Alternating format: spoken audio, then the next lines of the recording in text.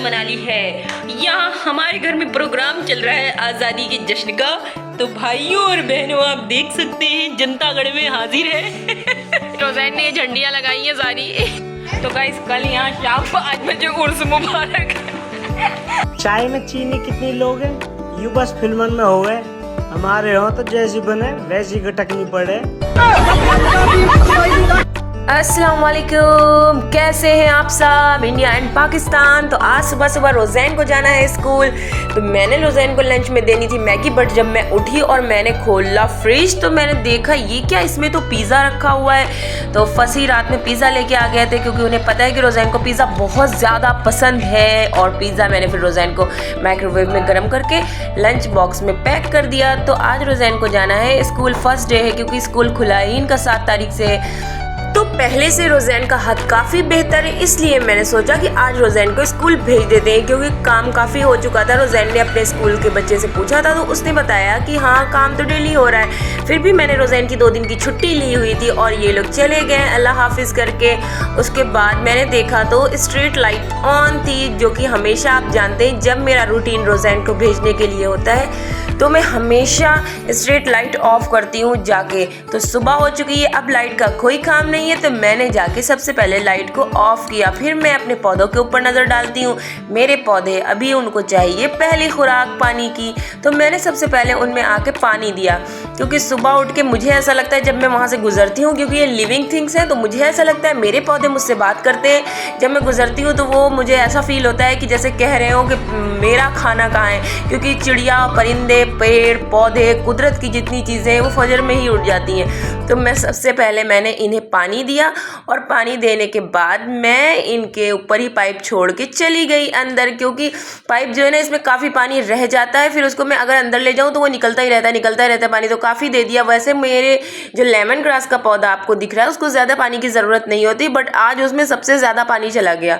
तो बस मैंने पाइप छोड़ा और मैं जा रही हूँ अब अंदर। A few moments later. आप सही झाड़ू लगाइएगा। नई झाड़ू सही चल रही है। आपने बोला था कल इसे उठा के पूरा करेंगी। हाँ कल नहीं आज, बस कल। हाँ तो हटा के उसे करा करें ना, छिपकली विपकली ना कहीं बैठ जाए, इसीलिए मैं आपके ऊपर छोड़ देती हूँ। भरोसा है तो ना। ठीक है।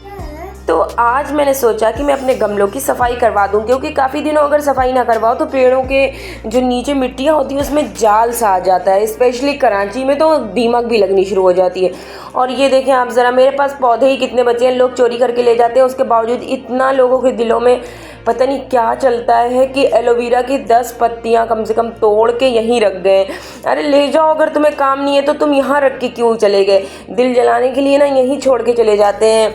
मतलब कि किसी बंदे ने अगर थोड़ा सा अपने घर के आगे कुछ कर रखा है ना, तो आप सोसाइटी भले रख लो लेकिन मेंटलिटी चेंज नहीं होगी लोगों की, आने वालों की ना मेंटलिटी चेंज नहीं होगी, वही वैसी ही रहेगी।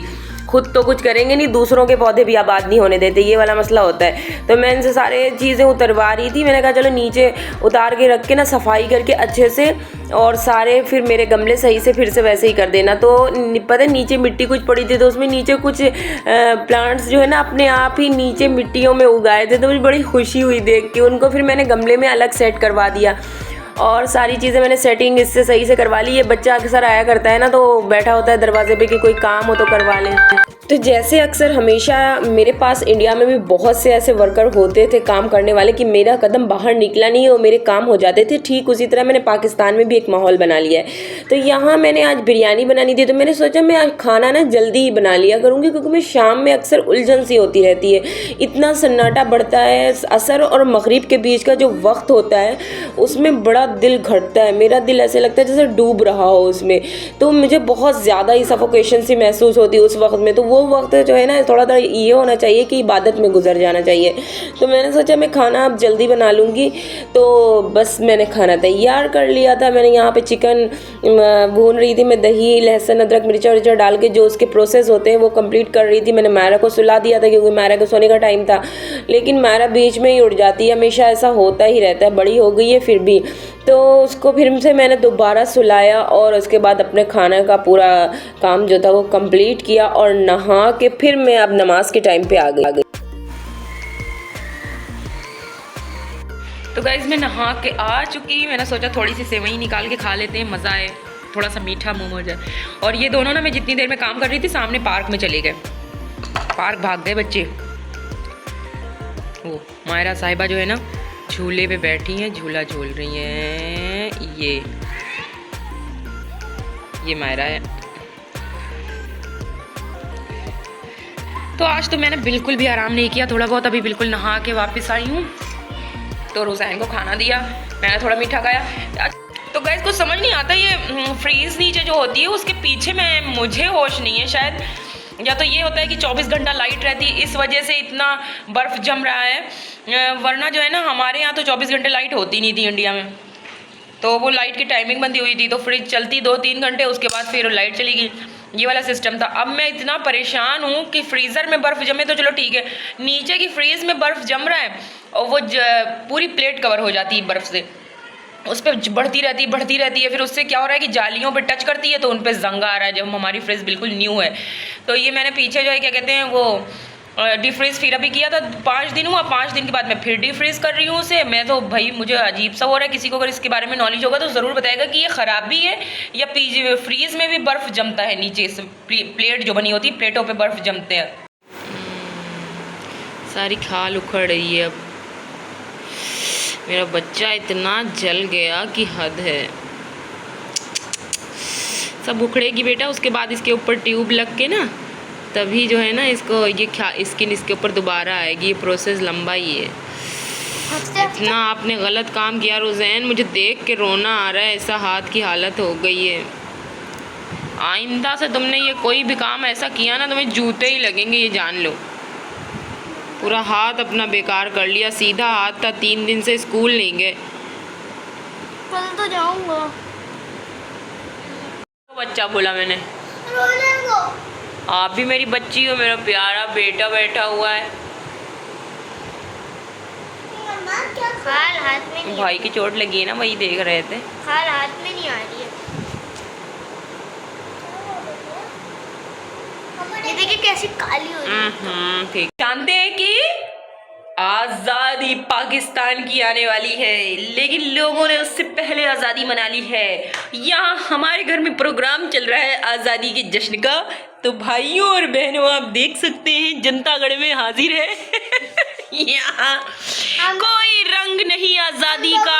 हम लोग बना रहे डेकोरेशन केक का। डेकोरेशन कर रही है, हम का डेकोरेशन हो रहा है ये मायरा का।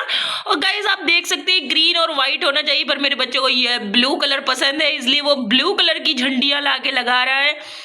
तो अभी तक डिसाइड हम नहीं कर पाए हैं कि ये झंडी लगेगी कहाँ, लेकिन जैसे ही लग जाती है वैसे ही हम आपको ज़रूर दिखाएंगे।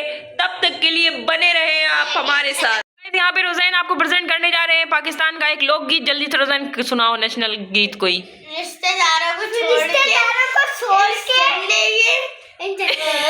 इस पर चमके साए तले हम एक हैं, हम एक हैं।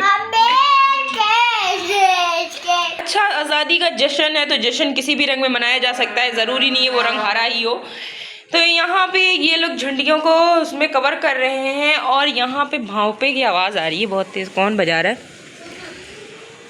तो ये काम इन लोगों का ये है बाजा बजाने का कि इन्होंने यहाँ पे कायदे आज़म को जगाना है बाजा बजा बजा के। कायदे आज़म, वो देखें आवाज़ आ रही है आप लोगों के कानों में। इस टाइम पे निकलने वाला होता ही नहीं है बिल्कुल भी। वो वाह वाह वाह, ये कायदे आज़म को जगा के ही छोड़ेंगे। सो चुके हैं वो ना, तो अब उनको जगाएंगे ये लोग, क्योंकि इनसे तो कुछ हो रहा नहीं है, मुल्क संभल नहीं रहा है इनसे। तो गाइस रोज़ैन ने काफ़ी मेहनत कर ली थी। अब वो रो रहा था कि मैं झंडियाँ कहाँ लगाऊँ, कैसे लगाऊँ, लग ही नहीं रही थी। वो रो रहा था कि मैं सब फेंक दूंगा। तो मैंने कहा मुल्क तुम्हारा आज़ाद हुआ है, मेरा थोड़ी नहीं, मैं क्यों तुम्हारी मदद करूँ। फिर करनी पड़ी मुझे, क्योंकि मेरे बच्चे की खुशी थी। फिर मैंने उसके साथ लग के मदद की उसकी, और ये झंडियाँ दोबारा से लगाई। आज़ादी हम मना रहे हैं। सारी आज़ादी हमने ही मना ली, रोज़ैन ने ये झंडियाँ लगाई हैं सारी। तो गाइस कल यहाँ शाम 5 बजे उर्स मुबारक। आप सब आ जाइएगा। तो प्रोग्राम 6 बजे के बाद शुरू होगा। जश्न आज़ादी का धूम रोज़ैन मनाते हुए।